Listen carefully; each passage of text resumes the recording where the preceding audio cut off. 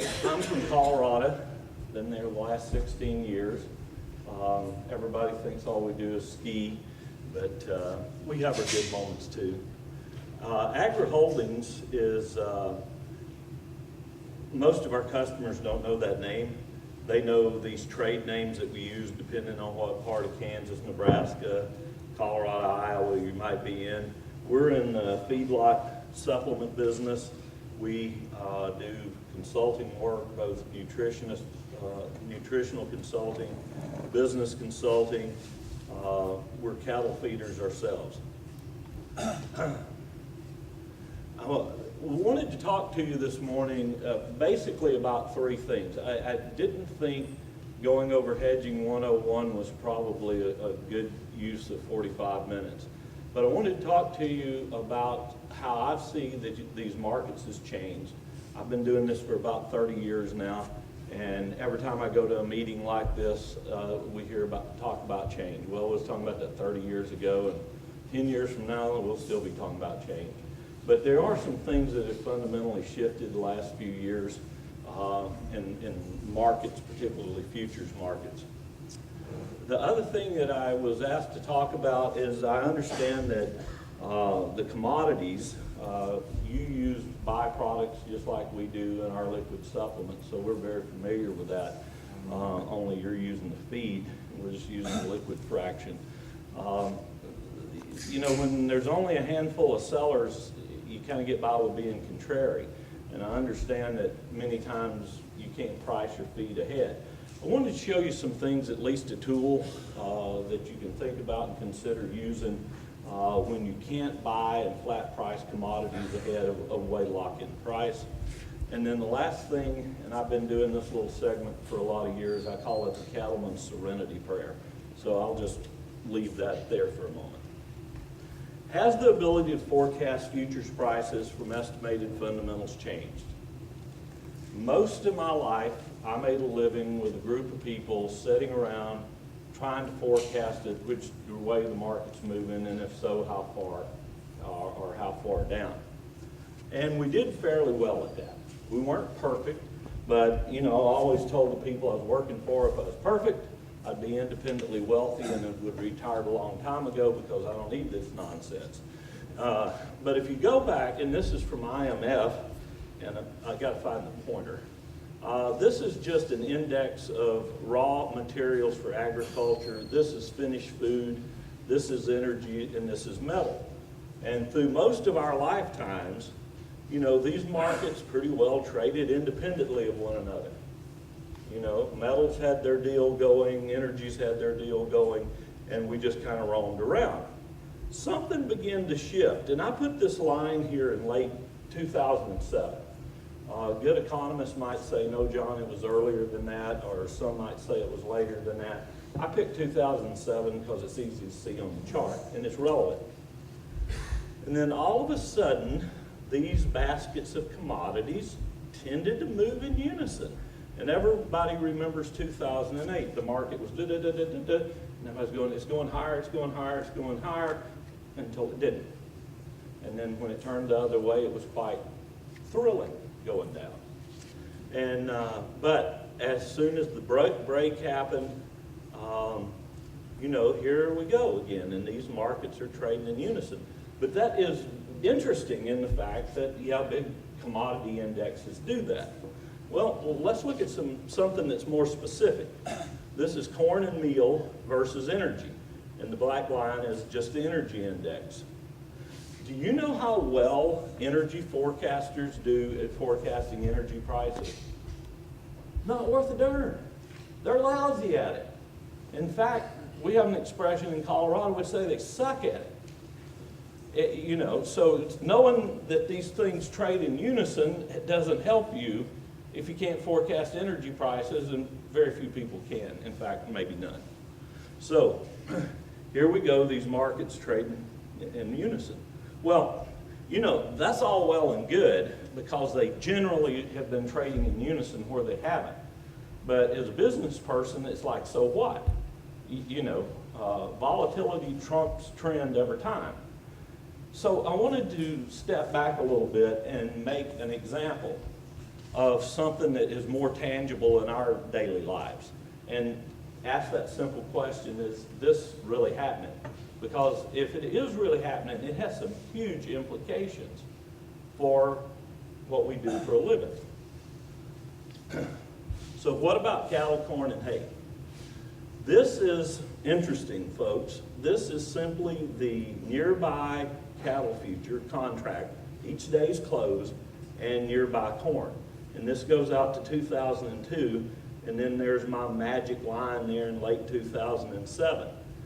Now, the R squared for 2000 through 2005 is essentially zero.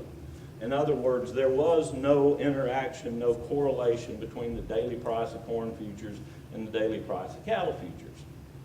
Well, duh. I mean, you know, corn is a big world, and cattle is, especially fed cattle, is just a little part of that, so that shouldn't be a surprise. And then all of a sudden something started to change. And between 2006 and 11, R square is nearly 60%. And if I had moved that line over just about a year, it'd even be higher than 60%. In other words, corn and cattle are tending to move together. When corn goes up, cattle follow it. Okay, well, so what? This is the third contract out. So this is the one I would generally be hedging a yearling against.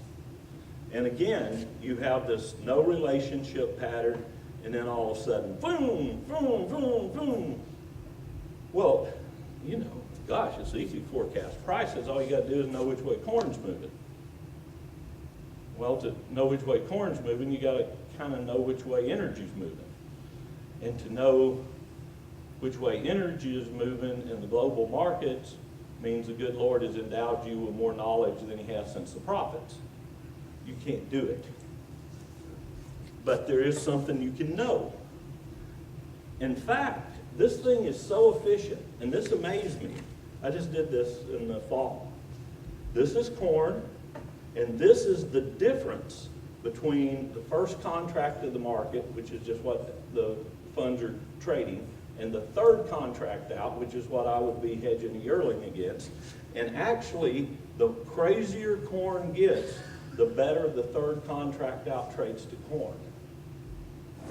Now, that one's going to take a minute to soak in. But the market is doing its thing in unison, and it's doing it in a way where the most correct contract is doing it better than one that's least correct. Think of it that way. This is nearby corn and choice box beef. And I didn't know the answer to this. I knew that the futures seemed to be moving together, and the news wire people, blah, blah, blah, every day was talking about it, but I never actually touched and held the stuff in my hands. And there was a few things that happened that just shocked me. This is one of them that I'd have bet my life on and been wrong.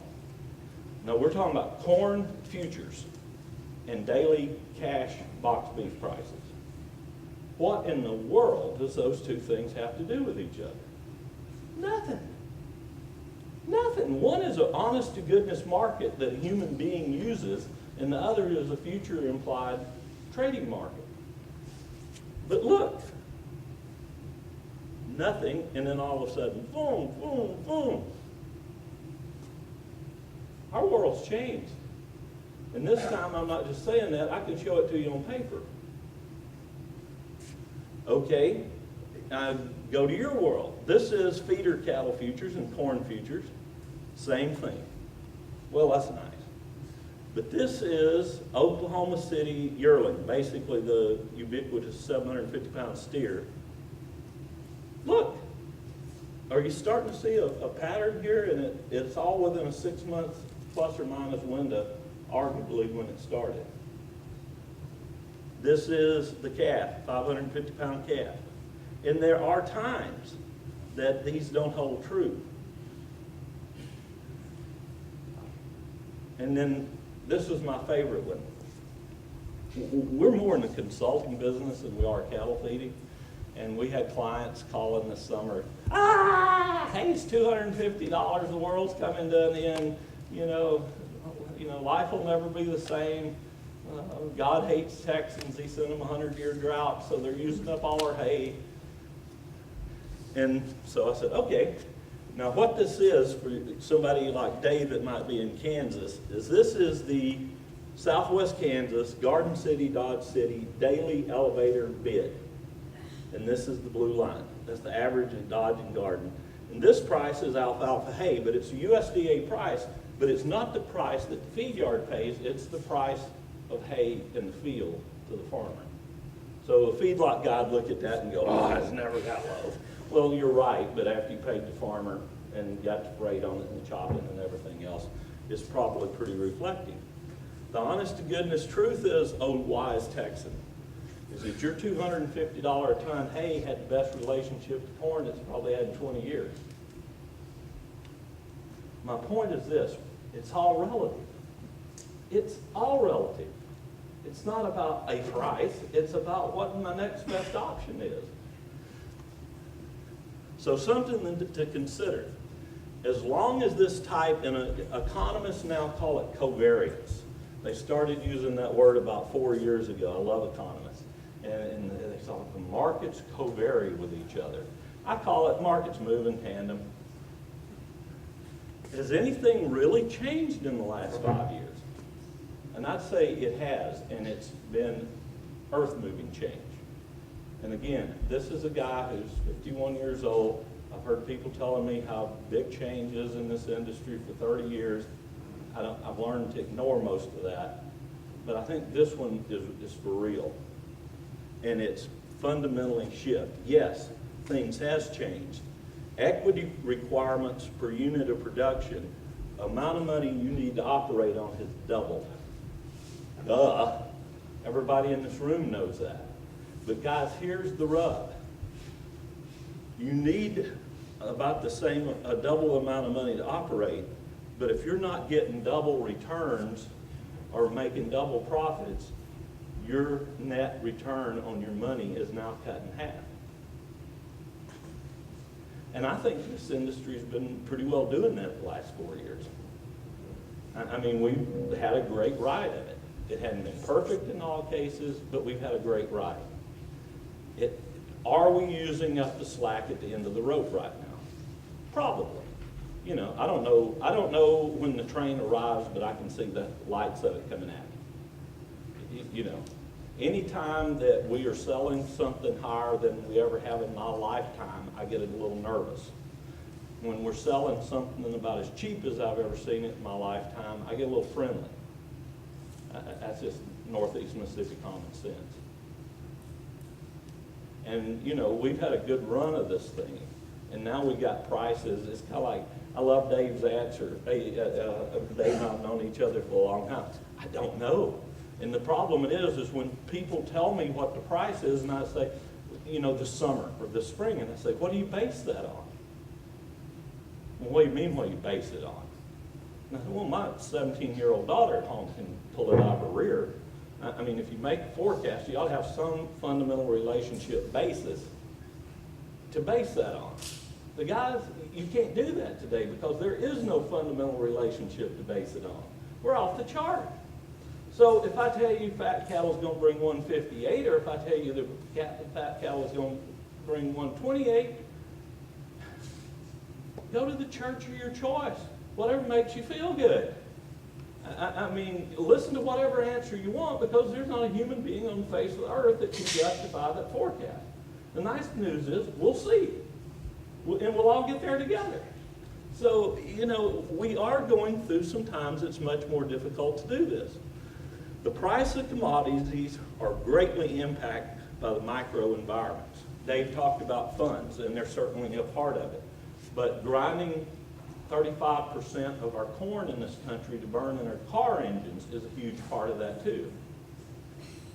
And I love these people that they hire to justify this. And they go, well, that didn't have anything to do with the cost of anything. Well, grind up 35% of the chairs in the United States and see if the price of chairs don't go up the next day. I mean, come on, don't listen to that nonsense. You know, anyway, the macro environments have changed.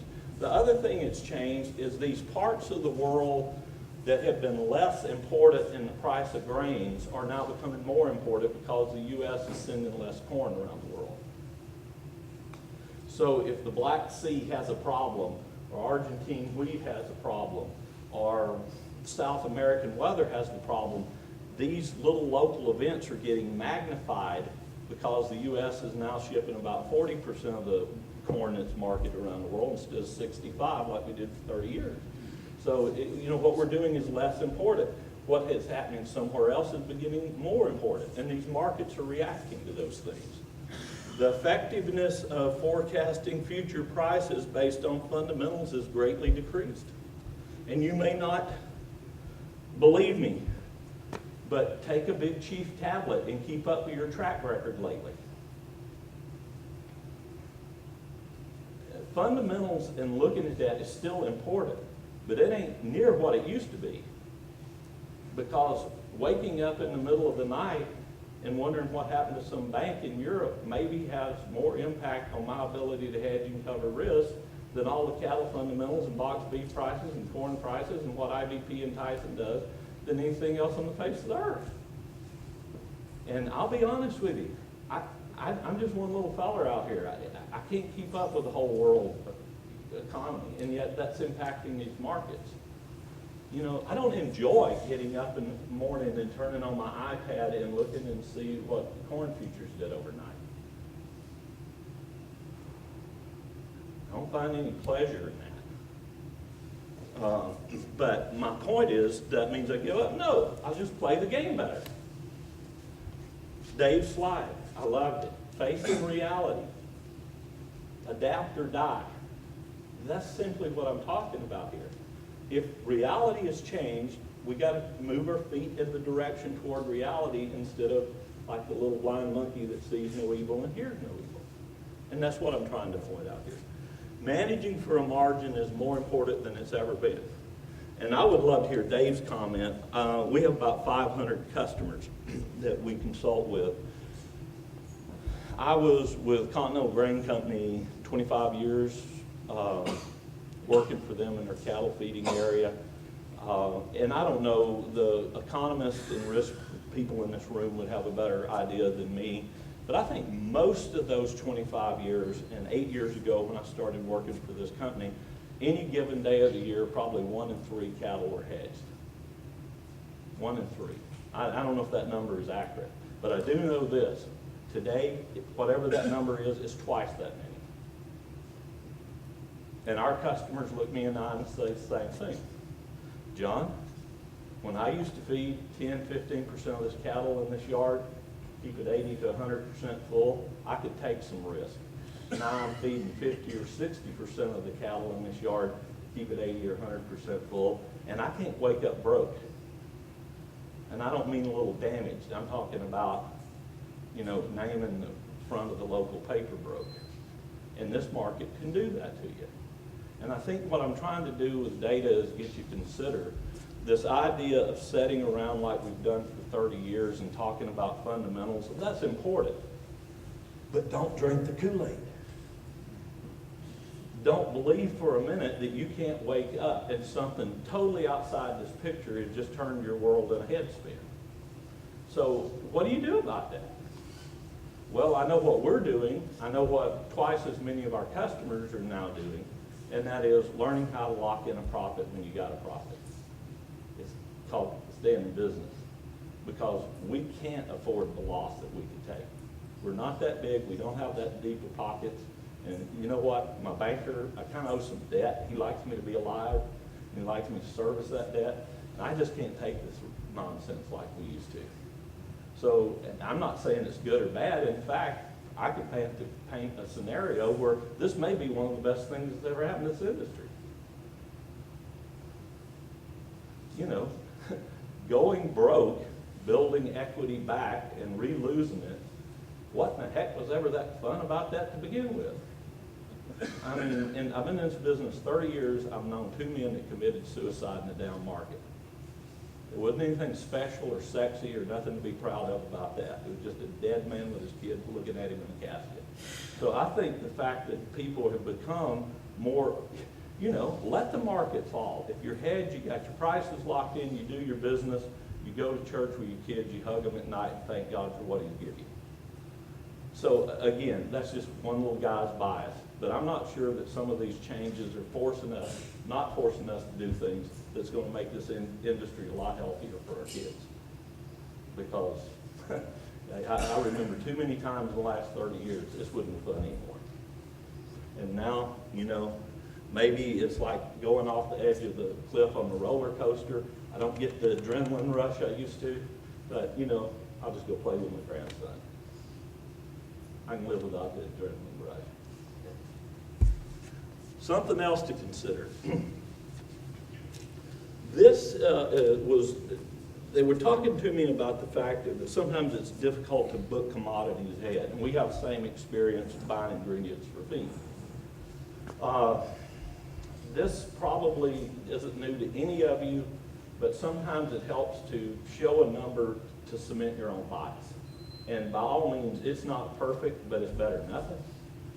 And that is Distillers Grain in Southern Illinois, which is the market that you would be buying out of, against Chicago Board of Trade corn. And this is 10 years worth of data.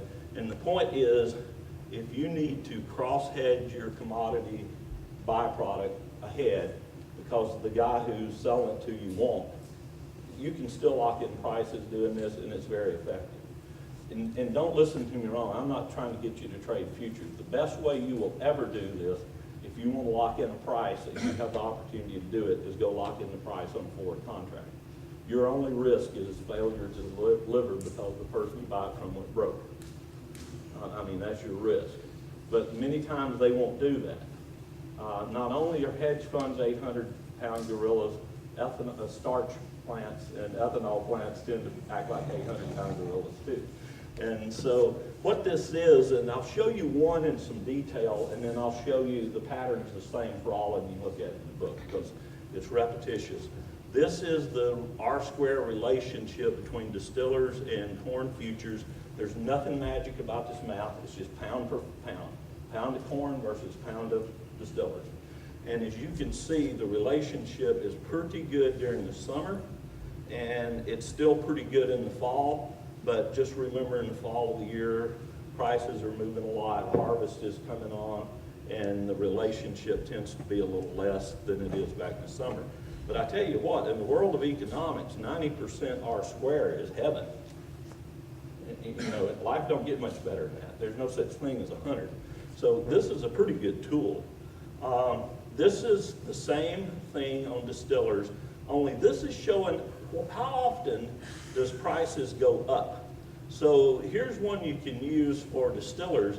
In November, the odds are 80% that the price will be higher than it is in October.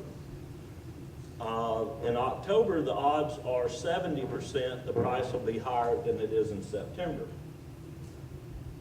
And this is the typical average up move during any given month.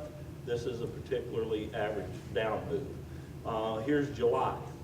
You know, you're talking to your broker and he's saying, well, June distillers is $200 a ton. I'll say you July for $220. I wouldn't take that bet because odds are 80% based historically that it actually is going to be something less than $200, and on average it moves down about $15. So if he gives you the opportunity, I mean, these guys aren't geniuses either. So if they have $200 in June and they're offering you 20 under for July, might be a pretty good bet. I mean, historically it wouldn't hurt you much. And if they're offering you 30 under, borrow money from your mama, borrow money from your neighbors, and buy all you get. And then you can resell it to your friends. I'm going to go through these hurriedly because there's no big point here other than they all look the same. This is corn gluten feed, Southern Illinois, against corn. Again, the annual relationship is good. Fall relationship is a little worse than distillers, but basically it trades pretty well. There's the seasonal movements.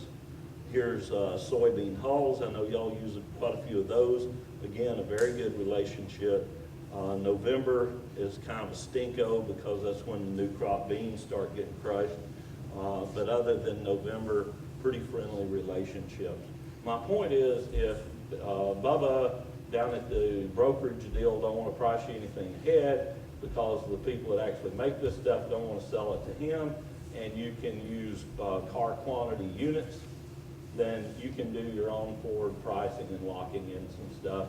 And again, ladies and gentlemen, it ain't perfect, but you know what? It's better than nothing. And if you get prices in the futures market that correlate to this, and this is very simple math. If a guy from Guntown, Mississippi can do it, people from Upper Tennessee, it ought to be a layup. Soybean hull seasonals. This is cottonseed meal because I know a lot of that's got to percolate. Really strong correlation to bean meal. And this cottonseed meal is Mid-South price, which is basically Memphis. And again, extremely strong correlations to price. So, you know, if you're used to using corn futures, if you're used to do some basic hedging, my point is don't forget, oh, I did something bad. Oh, there we go. Don't forget that you can use futures for corn and soybean meal and use it pretty effectively to lock in your byproduct ingredients also. This is just John talking. My guess is this relationship I showed you will probably be good for another 5 years. After 5 years, you might want to have somebody run the simple math again and see if the relationships are still there. But they're good. I mean, it's not a bad tool.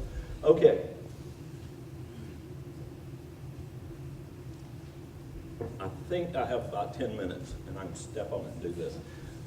I've shown people this before because if you're like me, sometimes I have a hard time seeing the forest for the trees. I'm a charter member of the slow school. I never was very bright. I have to be told things 3 or 4 times until I get it. My wife's been saying that for 30 years. That's supposed to be funny. Sometimes when I'm up to my neck in alligators, it's hard to remember my objective was to drain the swamp. Guys, it's like Mr. Lattis said, here's what it's about. Now, for you, it may be different, but for most of us, here's what it's about. It's about what do I get as a return based on the amount of money I put in. Every facet of our life, we're comfortable with this. Every facet. Only family-owned businesses forget this. I don't know what it is. I think it's called being a human being and having strong emotions about things. I think it's called being human beings and having great love for our families, our kids, you know, our whole life. So don't be embarrassed to be a human being. Just remember, at the end of the day, it looks like this. If you have low volatility, you should expect low returns. Look at the burying your money in the backyard or putting it in U.S. Treasury bonds right now. Well, I mean, the idea of the U.S. government melting down is not as far-fetched as it was 2 years ago. But it's kind of safe. I mean, it's kind of like money in the mattress. But you know what? You don't get anything for doing that. On the other hand, this is this typical ubiquitous stock market. You know, I should get a better return for taking more risk. You know, but the ride is going to get a little wild sometime to get a better return on the money. Now, this is heaven. This is what we talk about. This is what we dream about. And this is what we pretend that everybody does. And that is, we take no risk, and good Lord has decided that He loves us more than anybody else, and He's just going to take care of us. And so, but I tell you what, I'll show you in a minute, goes back to some people, when they got there, they took enormous risk in getting here. And then here's the John Rakestraw investment, where, you know, I have tremendous equity fluctuations, and at the end of 10 years, I'll look back and go, well, I didn't make anything. Well, you know, guys, I'm being flippant, but this is crazy. This is normal, and this is heaven. And this is kind of what it looked like. And this is a little bit dated, but my point is, this is kind of relationship. This was grocery stores. This was Kroger. And they haven't always looked like that. In fact, they were kind of ugly for a long time. When I say brands, I don't mean wannabe brands. I mean, I can hold a tennis shoe up with a swish and you know it's Nike. I can hold a Hormel symbol up and you know it's Hormel even from the back of the room. I'm talking about real brand equity, not wannabe brand equity. This is airlines. And the only reason airlines was here is because Southwest is in that number. If you take Southwest out of that number, you know where airlines are? Yeah. This was lumber, kind of a very mature, sleepy, old, you know, mature industry. Didn't have a lot of volatility, but, you know, didn't earn a lot. This was cattle feeding at the time. And I told the people at the company I worked for, and people would say, what does cattle feeding feel like? And this is looking at it from an investor. And I would say, it feels a whole lot like the volatility of bonds and just about the same return as bonds. And they would go, well, no, that's not true. Cattle feeding is much more risky than that. Well, based on 20 years of doing this and doing some just reasonable risk management, not rocket science, we got the returns of bonds. And we had the volatility of bonds. And yet you go out on the street and you hear people who haven't lived this stuff, they only talk about living this stuff, and you would think it, you know, it's crazy. It's not. Is individual businesses have the opportunity to be stupid? Yes. But, you know, most of us, the dummies got broke in this business years ago. The people I've worked with the last 20 years are smart people. They're tough. They're smart competitors. So, here's the Serenity prayer. God, help me not to worry about the things that I can't control. Give me the judgment and strength to work hard on the things I can control, and give me the wisdom to know the difference between the two. What is the typical difference in the number of strokes between a really great golfer and an average? Golfers, what is it? Not many. Not many. What risk can be controlled? And here's the thing that when I was with Continental and worked with feed yard managers, and as the leader, I'd take my pistol out and whip them over the head till they understand it. This idea of hedging your problems away, gentlemen, is insanity. That implies you know more than everybody else and you have a mathematical model, or you just got the feel of the market, as I've heard all my life. And that is unmitigated nonsense. Everybody did that well for a minute, and nobody did it well for a long time. Everything you do as a manager should be looked at as an opportunity to mitigate some risk. Everything. The best risk management you will ever do is your buying decision. The best risk management you will ever do is the day you buy that thing. Because guess what? Until you own it, you ain't pregnant. But the minute you say yeah, and money changes hands, or you have a legal obligation, it's your problem. And it's your problem until you pass that problem on to somebody else. So purchasing, to me, is the foundation of all risk management.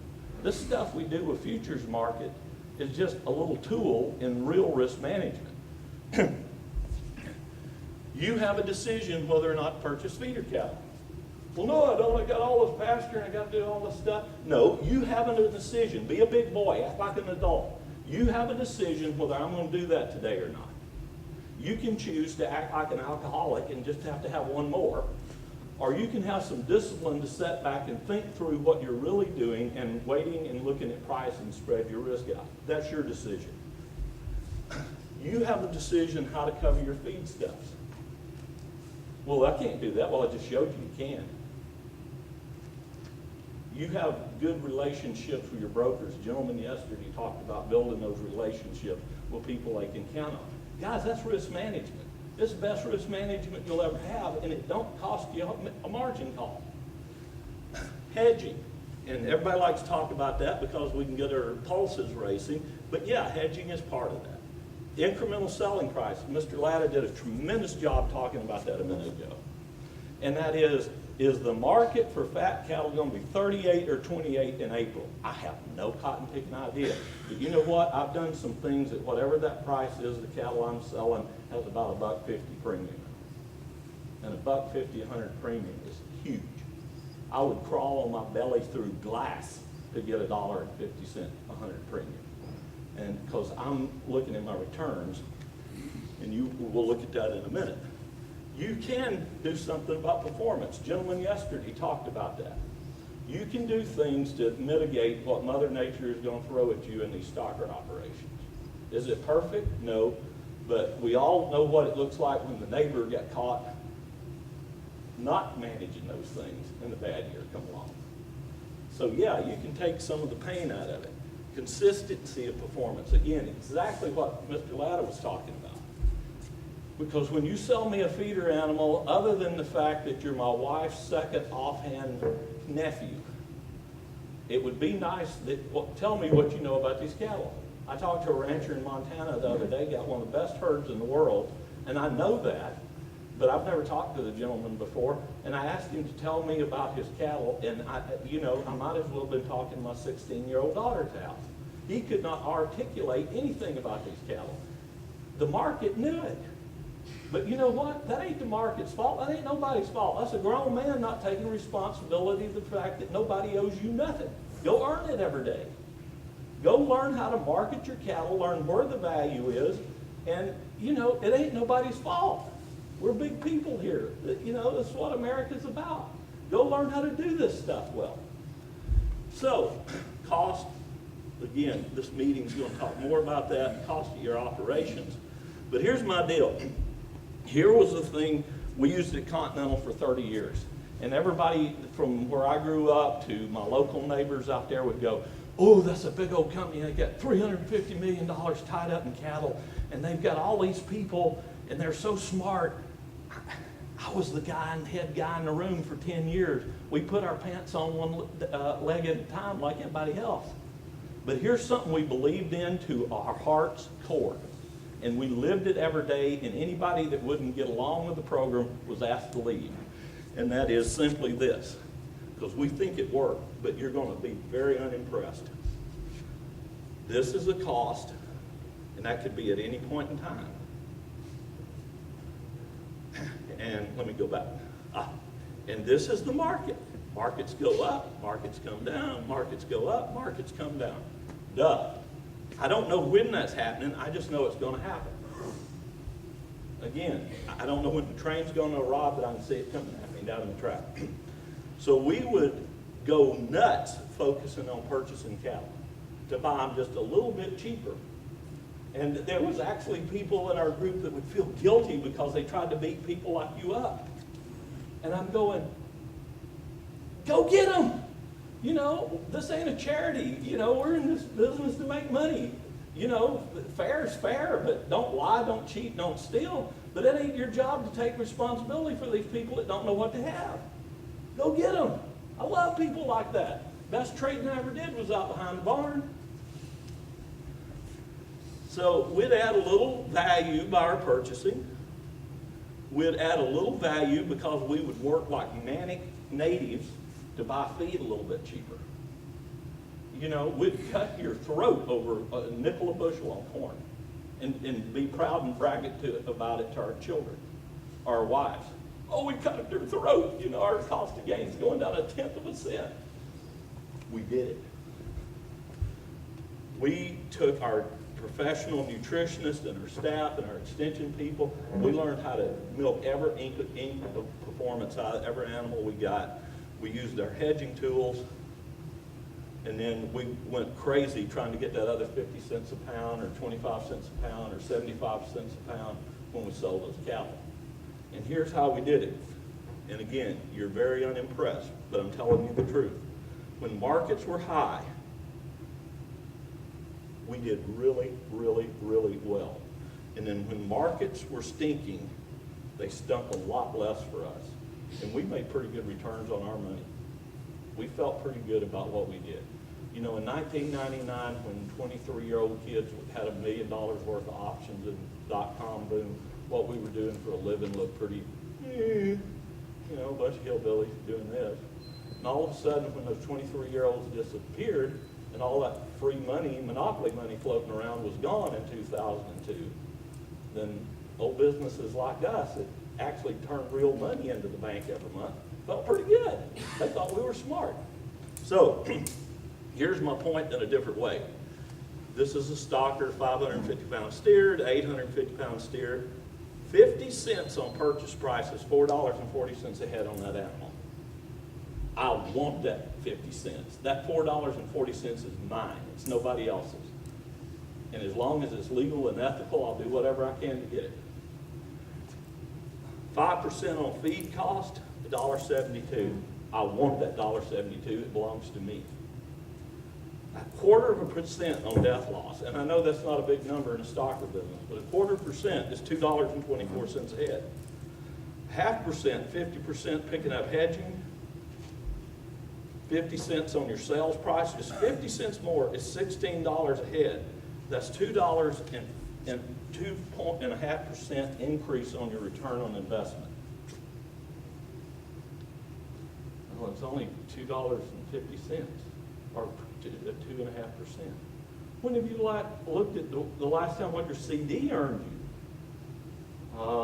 How impressed were you with your stock market returns in 2011?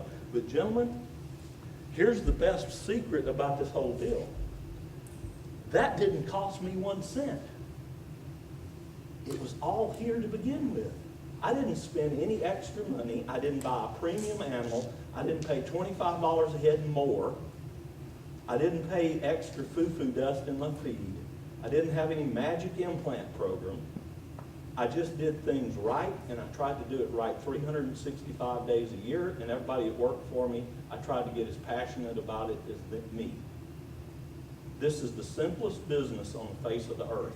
The challenge is doing it the same way 365 days a year. If you can do that, you have accomplished greatness in this business, because it really is a straightforward business.